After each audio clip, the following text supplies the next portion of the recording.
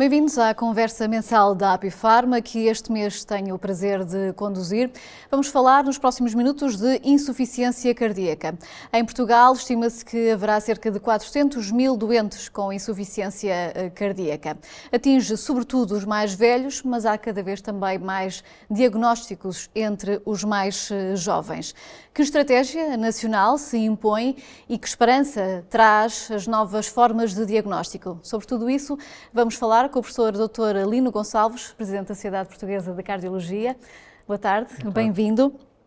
Vamos começar, de alguma forma, pelo beabá da insuficiência cardíaca. O coração está num permanente movimento, a relaxar e a contrair. O que é que acontece num coração que tem insuficiência cardíaca?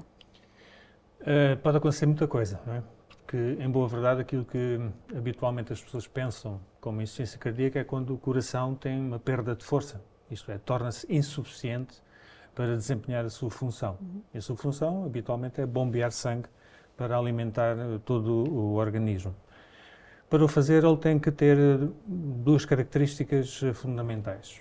Por um lado, ter, de facto, a força para bombear, ter aquilo que nós chamamos de função sistólica, para bombear o sangue de uma forma eficaz e gerar um débito de sangue necessário para as necessidades metabólicas do organismo.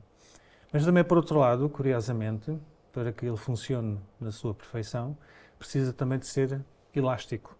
E elástico para se encher facilmente.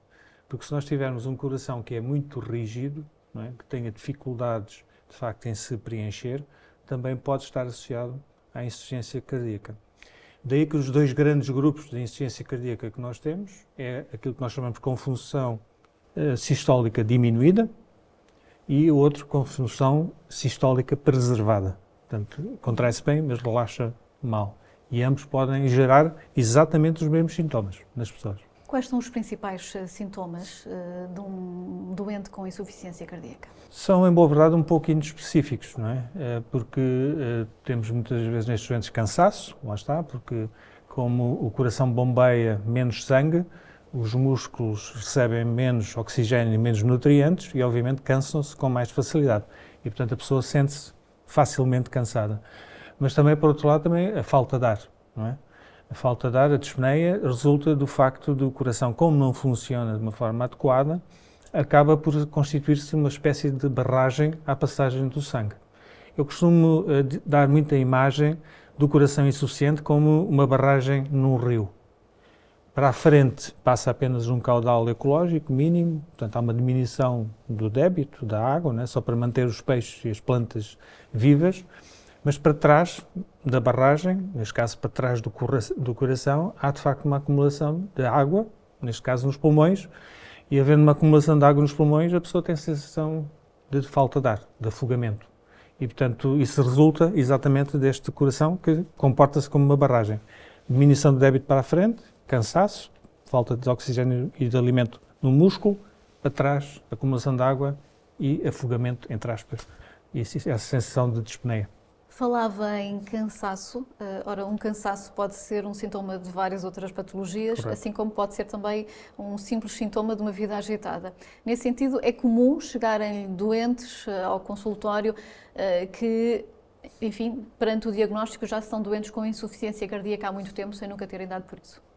Sim, isso é uma pergunta muito interessante, porque, de facto, a doença da insuficiência cardíaca é um contínuo, não é? Tem um ponto de início, que muitas das vezes é difícil até de reconhecer quando é que ela começou, e depois tem um processo de desenvolvimento para o futuro, não é? Mais ou menos acelerado, mais ou menos contínuo, pode ter picos, eventualmente, de agravamento, e, portanto, a evolução pode ser de disparo. Agora, o que de facto existe, e de acordo com aquilo que estava a dizer, o que nós temos a noção que existe é um período inicial em que, de facto, a pessoa não tem sintomas.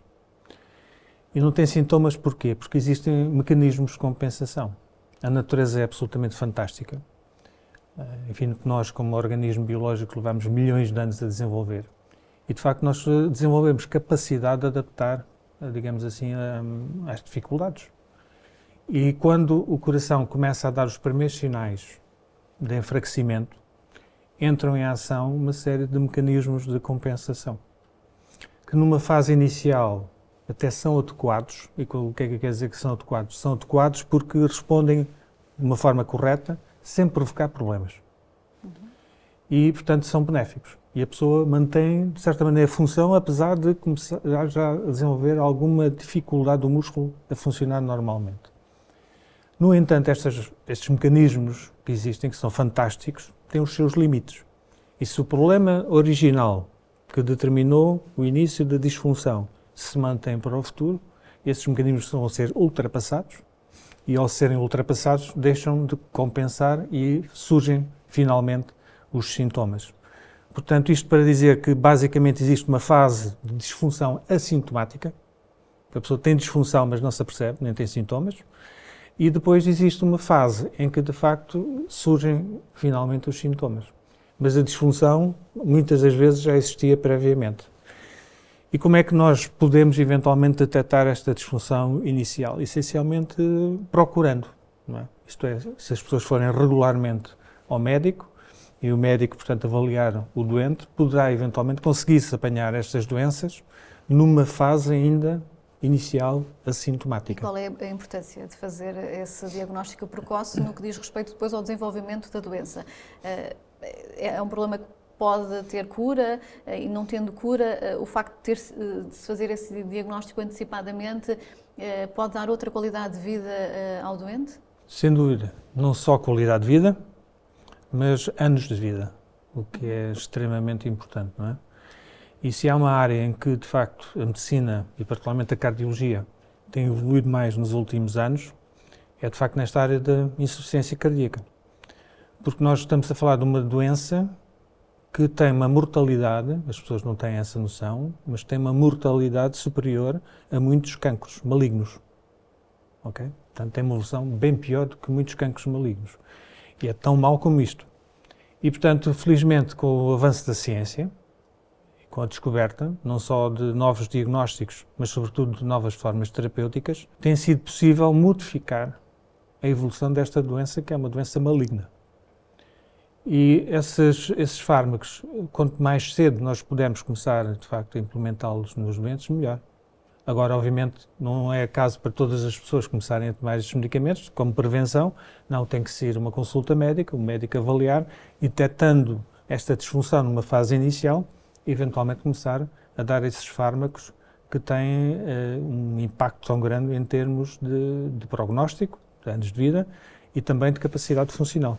Insuficiência cardíaca e agora? Eu imagino que seja assim que os doentes, quando ouvem o diagnóstico, pensam o que é que me vai acontecer, o que é que vou poder fazer daqui em diante. Quer explicar-nos um pouco qual é o estilo de vida que um insuficiente cardíaco pode esperar ter depois de ser diagnosticada a doença? Aquilo que nós queremos é que as pessoas tenham uma vida normal. Com exercício físico, com exercício capacidade físico, para ter com exercício um trabalho físico. normalíssimo? Dará para fazer um trabalho normal e, portanto, uma vida normal, com alguns cuidados, não é?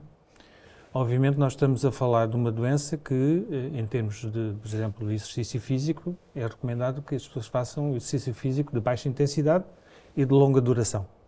É aquilo que nós chamamos de exercício isotónico. E isso tem uma importância sobremaneira na insuficiência cardíaca, não só porque aumenta a sobrevida, como eu disse há bocado, e em boa verdade em qualquer pessoa que faça exercício físico, e isso até está nas recomendações internacionais, que pode eventualmente reduzir entre 20% a 30% a mortalidade cardiovascular se fizer exercício físico regular. Insuficiência cardíaca por maioria de razão, mas qualquer pessoa, mesmo que não tenha insuficiência cardíaca, reduz 20% a 30% a mortalidade cardiovascular por fazer regularmente exercício físico. Portanto, é fortemente recomendado. E depois, em termos de controle de fatores de risco, não é? Aqueles cardiovasculares que todos nós sabemos, a tensão arterial, a diabetes, o colesterol, de facto, fazer o exercício físico, deixar de fumar. Portanto, são tudo, digamos, fatores de risco que são, digamos, extremamente importantes que sejam controlados. Não esquecer agora, recentemente, a Sociedade Portuguesa de Cardiologia fez o fórum dedicado às alterações climáticas e à poluição como fator de risco cardiovascular. Atualmente, a poluição é o quarto fator de risco para a doença cardiovascular no mundo e as pessoas não sabem disso. E, portanto, mas isso faz-me pensar, por exemplo, vemos muitas vezes pessoas a correr à beira da estrada onde passam vários carros, onde a poluição é intensa, em horas de ponta. Isso é, por um lado, procurar o bem e, por outro, deixar entrar o mal? é sem dúvida preferível correr, que é uma atitude correta, mas num ambiente mais natural, na praia, eventualmente na floresta, no campo. Portanto, isso seguramente seria bastante mais saudável do que estar a correr ao lado de uma estrada onde estão a sair uma série de gases exaustores dos carros, sem dúvida. Há pouco falou nos sintomas e a sensação de afogamento, referindo-se à entrada de líquidos nos pulmões. Nesse sentido, a insuficiência cardíaca é uma patologia que pode afetar outros órgãos. Falámos dos pulmões, mas, por exemplo, os rins, que também têm um papel de filtrarem muitas das coisas que vêm do sangue, podem também ser afetados? Claro que sim. Basicamente é todos os órgãos do nosso organismo, não é? Eu falei há bocado dos músculos, não é? Com a falta de débito sanguíneo, o que é que pode acontecer? O rins também é a mesma coisa. Basicamente o que acontece com o rim é que a partir do momento em que o rim começa a receber diminuição do débito, vai tentar manter o volume de sangue do organismo em valores normais, que é a resposta imediata, automática. Existem mecanismos de regulação, que são mecanismos primitivos, que, por exemplo, que são utilizados quando há uma hemorragia. Antigamente, um animal selvagem qualquer dava uma dentada, a pessoa tinha uma hemorragia, e estes mecanismos entravam em jogo para tentar manter a pessoa viva. E, portanto, eles tentam manter a pessoa viva de duas formas. Por um lado, retendo água, portanto, para manter volume, portanto, mas retendo água dentro do organismo significa fazer menos urina. Portanto, vai diminuir o débito urinário. Está a tentar manter o volume para manter a vida. Por outro lado, também o que faz o rim é liberta uma série de substâncias que são vasoconstritoras. Para quê? Para tentar manter a pressão arterial e manter o organismo, digamos, vivo. E, portanto, na insuficiência cardíaca, esta resposta é uma resposta cega, se me permite o nome, primitiva, que o rim faz à falta de volume, porque aqui temos uma falta de volume porque o débito de sangue é diminuído, não é? E, portanto, a maneira como o rim responde é exatamente a mesma. Só que, neste caso, ao contrário da hemorragia, em que a resposta é adequada, aumentar o volume e aumentar a constrição das artérias, é adequada. No caso da insuficiência cardíaca, infelizmente, é inadequada. Portanto, é uma resposta primitiva e igual, sempre que há uma detecção de uma diminuição de débito. E na insuficiência cardíaca é inadequada porquê? Ponto número 1, reter volume é mau porque o problema é que atrás da barragem já existe excesso de água. Portanto, estamos a aumentar ainda mais a água dentro da barragem. Portanto, está a aumentar a congestão. E, por outro lado, de facto, a vasoconstrição, não é? Aumenta a dificuldade do coração a bombear, porque vai sentir mais resistência cada vez que injeta sangue na circulação. E, portanto, vai cansar ainda mais o coração. De uma forma não surpreendente, fármacos que contrariam esta ação fisiológica de resposta à diminuição do débito estão associadas a uma melhoria da sobrevida na insuficiência cardíaca. Isto é, fármacos que eventualmente dilatam as artérias, ok? E, portanto, facilitam o trabalho do coração, fármacos que reduzem a congestão, os diuréticos, alguns têm impacto na sobrevida, mas outros, essencialmente, são bons para reduzir a congestão, não é? Porque retiram líquido. E, portanto, atuando nestes mecanismos, curiosamente, estão associados a um bom prognóstico para os doentes e para uma melhoria dos sintomas. Estamos a falar de uma insuficiência cardíaca, já falámos dos pulmões, já falámos dos rins. Isto significa que estamos perante uma doença que requer cuidados multidisciplinares.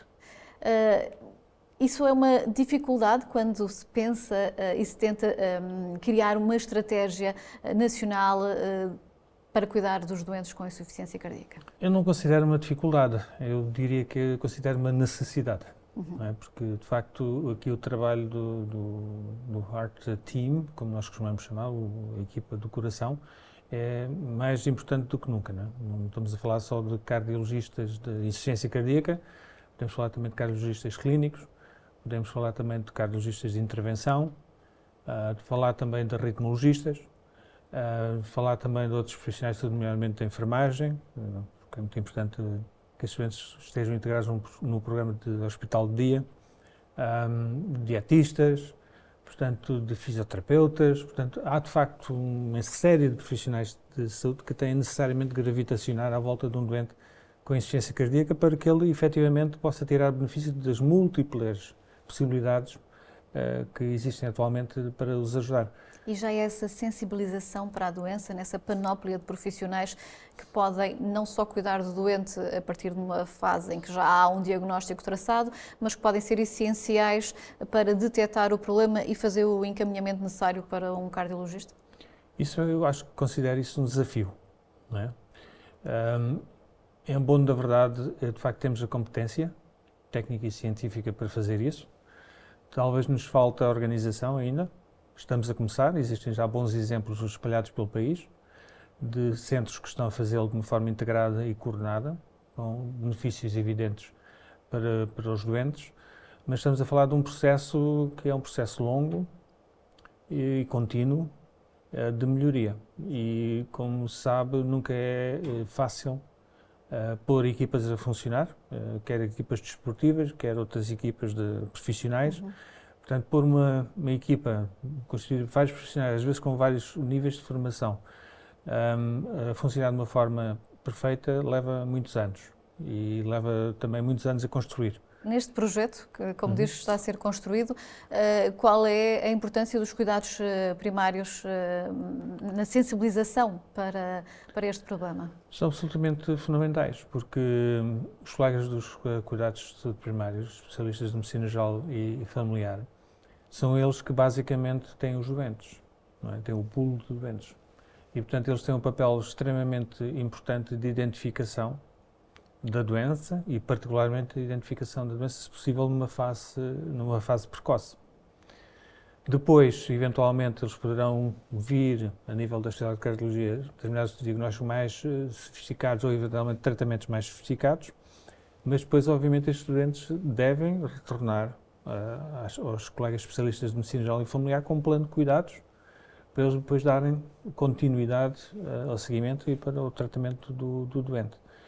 E esta ligação, esta coordenação também é fundamental para que os doentes sejam identificados, sejam devidamente diagnosticados e tratados e depois, digamos, circulem dentro deste plano de cuidados entre uma especialidade e outra. Portanto, são absolutamente fundamentais.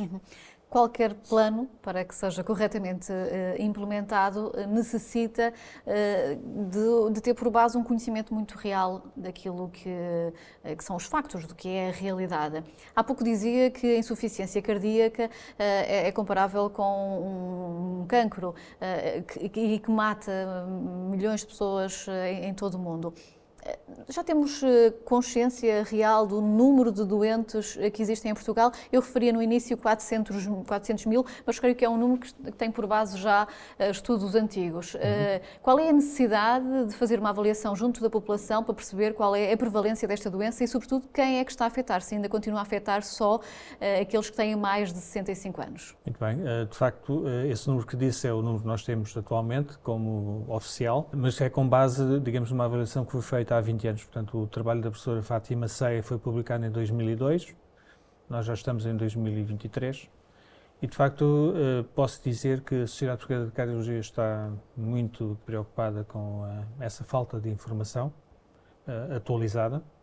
A insuficiência cardíaca, de facto, é uma doença cardiovascular que tem vindo a aumentar a prevalência. Nós sabemos que ela tem vindo a aumentar ao longo dos anos, por múltiplos motivos, tão simplesmente como o facto da população estar a envelhecer. Obviamente, nós sabemos que esta doença predomina nos mais idosos e, portanto, se a população está a envelhecer, o número de doentes com insuficiência cardíaca também está a aumentar, não é? E, portanto, mas nós desconhecemos qual é o número real. E porquê que se desconhece? Se os doentes chegam, são diagnosticados, é uma questão estatística ou os dados andam por aí perdidos, nem que seja no facto de ser uma doença que eventualmente pode não ser sempre diagnosticado pelo mesmo tipo de profissional, nomeadamente os cardiologistas? Esta é uma pergunta muito interessante, mas eu vou-lhe dar conhecimento de como é que isto efetivamente funciona. porque o problema é que nós podemos ter vários números, não é? Como sempre. Depende da perspectiva. Aqui o que interessa, se nós queremos mesmo calcular qual é a prevalência, nós não podemos olhar, por exemplo, a um fecheiro hospitalar. Porque esse fecheiro hospitalar, ou mesmo um fecheiro de um centro de saúde, porque um fecheiro hospitalar ou um centro de saúde é de uma população que, por qualquer motivo, recorreu a esta instituição de saúde. Portanto, o que já pode ser uma perspectiva enviesada da realidade. Portanto, se nós olharmos para esses números, eles são importantes, mas são apenas uma parte do problema. São só os diagnosticados. Exatamente. Se nós queremos saber efetivamente qual é a prevalência, temos que olhar para a população total e de uma forma, digamos assim, absolutamente transversal. É isso que nós estamos a fazer agora, a Sociedade Portuguesa de Cardiologia está a fazer com o estudo Portos, que se iniciou já, está a decorrer. O caminhão tem estado a circular pelo país, lá está, porque queremos uma amostra que seja representativa e pretende-se avaliar cerca de 6.000 membros da população portuguesa pelo país. Digamos, o estudo foi feito pela Universidade Nova de Lisboa, que disse onde é que nós devíamos ir buscar os doentes e com que idades, para que ela seja efetivamente representativa da população. E, portanto, vamos avaliá-los nesse tal caminhão, onde existem alguns meios complementares de diagnóstico, eletrocardiograma, ecocardiograma, também, no caso de alguns doentes, fazem o NT-proBNP, que é uma análise que se faz em termos de diagnóstico da insuficiência cardíaca. E, portanto, vamos ter aí assim, com base nestes 6.000 membros da população portuguesa que nós fomos buscar, aí sim vamos ter uma ideia clara quais são os que estão assintomáticos, quais são os que estão sintomáticos, quais são os que têm insuficiência cardíaca. E vamos também, com base na experiência que nós já temos uma experiência preliminar, e posso dizer que, de certeza absoluta, que este estudo vai ser um game changer em Portugal. E esse aumento que se espera dos diagnósticos deve-se a quê? A um estilo de vida que é menos adequado, a essa esperança média de vida que se está a esticar no tempo, ou à capacidade de diagnóstico que também é mais eficaz? É por tudo um pouco, não é? A população está a envelhecer, este sistema de diagnóstico que nós vamos utilizar é bastante mais sofisticado e bastante mais detalhado, e portanto é natural que nós consigamos detectar mais casos com insuficiência cardíaca. E também, por outro lado, também a questão dos fatores de risco, não é? Nós temos a noção de que a população portuguesa, nestes últimos 20 anos, tem, de alguma forma, aumentado o seu risco cardiovascular, não é? E isso, obviamente, é motivo para começarem a ter esse tipo de doenças cardiovasculares e que resultam depois, ao fim e ao cabo, a fase final de muitas destas doenças acaba por ser a insuficiência cardíaca, não é? A insuficiência cardíaca é um sítio onde várias patologias depois desembocam, seja a doença isquémica, a doença valvular, as miocardiopatias, portanto vão entrar numa fase de evolução em que vão desembocar nesta insuficiência cardíaca. Mas gostava agora que me falasse da importância dos diagnósticos in vitro para a questão da insuficiência cardíaca. Ora bem, os diagnósticos in vitro são muito importantes, não é? Porque, obviamente, que para fazer o diagnóstico existem muitos aspectos. Um deles já falámos aqui, não é? Que é a questão dos sintomas. É o primeiro. De facto, quando tem cansaço, quando tem dispneia, quando as pernas começam a inchar, obviamente que são sinais que devem fazer alertar o médico relativamente à hipótese de ter insuficiência cardíaca. Mas também, para além disso, também no exame físico, se o doente tem, lá está, a tal perna inchada, se tem as jugulares engurgitadas, se na auscultação pulmonar tem fervores de estase, portanto, isso claramente também favorece o diagnóstico. Obviamente que também o eletrocardiograma é importante, o ecocardiograma também é fundamental nesta avaliação, particularmente quando nós suspeitamos que o doente tem, de facto, insuficiência cardíaca, mas também testes in vitro, como, por exemplo, aquilo que eu disse há bocado, não é? A avaliação do NT-proBNP é um marcador extremamente fidedigno e rigoroso da presença da insuficiência cardíaca.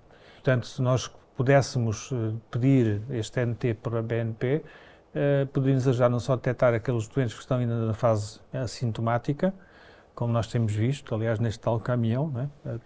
Estamos a apanhar muitos doentes que não sabem que têm insuficiência cardíaca, mas também, por outro lado, permitir-nos também diferenciar, porque uma pessoa que tem falta de ar pode ser uma insuficiência cardíaca, mas também, em boa verdade, pode ser uma bronquite crónica, também pode ser uma asma, e, portanto, este tipo de tecnologia permite-nos, de alguma forma, diferenciar o que é cardíaco e, eventualmente, o que é intrinsecamente respiratório. Professor, na sua opinião, qual é a prioridade para se criar uma estratégia nacional ao nível daquilo que são os cuidados de saúde, para travar, prevenir esta doença, mas também evitar que progrida para estádios mais graves? Qual é a prioridade para essa estratégia nacional que olhe de outra forma para a insuficiência cardíaca? Olha, já uma mudança radical. Radical no sentido em que, em lugar de olhar para a doença e tratar a doença, não é? Aquilo que estamos aqui a falar, era preveni-la. Portanto, é evitar que ela apareça, não é? E evitar que ela apareça é fazer prevenção cardiovascular. É aquilo que nós fazemos, eu diria, quase todos os dias, infelizmente de uma forma ineficaz.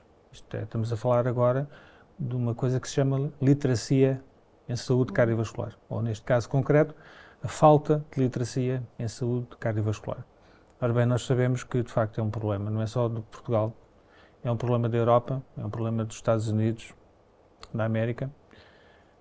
Já foram feitos estudos, mais de 50% da população, quer na Europa, quer nos Estados Unidos, não tem níveis adequados de literacia cardiovascular. Isto é, a pessoa não entende a necessidade de fazer um controle de fatores de risco, a pessoa não entende a necessidade de tomar medicação para controlar os fatores de risco, a pessoa não entende porque é que tem que fazer exames e, portanto, quando a pessoa não entende, não compreende, dificilmente colabora ou mantém um determinado, digamos, um gesto, nomeadamente tomar a medicação.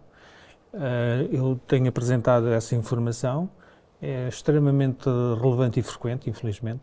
Há muitos doentes que têm hipertensão arterial, que é uma situação que é facilmente controlável na esmagadora maioria dos casos. E que pode progredir para a insuficiência cardíaca. E as pessoas muitas vezes estão a tomar a medicação e até estão controladas e pensam que já estão resolvido o seu problema e deixam de tomar a medicação. É tão simples como isto.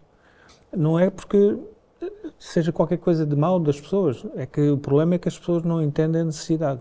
E temos de fazer um esforço muito grande e que, desde já digo que vai ser um esforço esmagador e contínuo. Escusa de se pensar que se faz uma ação de comunicação um ano e que pronto, fica o problema resolvido.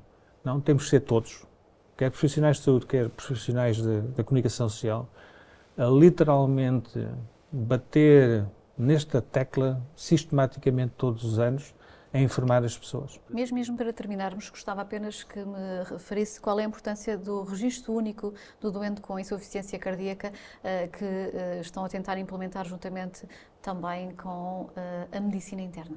Um dos problemas que nós temos é, de facto, a capacidade de identificar e de sabermos a qualquer momento dados sobre a realidade.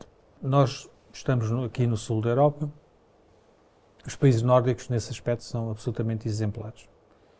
E, portanto, eles têm a decorrer muito das vezes registros contínuos obrigatórios. E talvez o paradigma disso são os suecos, não é?